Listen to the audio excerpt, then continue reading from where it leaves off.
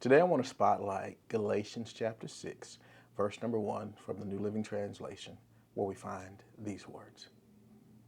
Dear brothers and sisters, if another believer is overcome by some sin, you who are godly should gently and humbly help that person back onto the right path.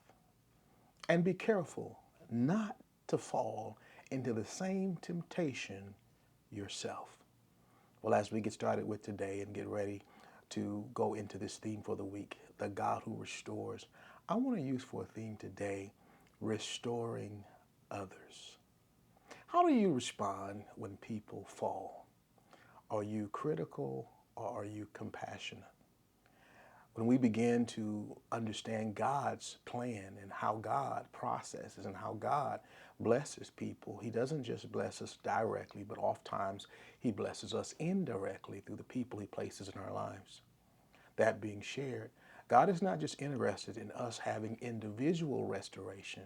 I believe He plans for the church to have a corporate restoration that comes when we begin to strengthen others and we begin to restore others when and should they fall.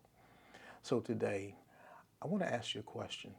Can God trust you and use you to help restore someone who may not be like you, but God may be sending you to help them restore themselves? The text goes on and lets us know that we have to be very mindful that we stay in a place of humility and not pride, because if we don't, we could easily find ourselves in a circumstance where we're condemning others for being in. So today, again, realize that God wants to use us to not just have individual restoration, but to help restore others. Also note that in order to restore others, it takes a mature saint, someone who knows what it means to have compassion, care, and concern. Yes, accountability, but to be spiritual in that whole process so that when there is maturity, you know what to look for in accountability.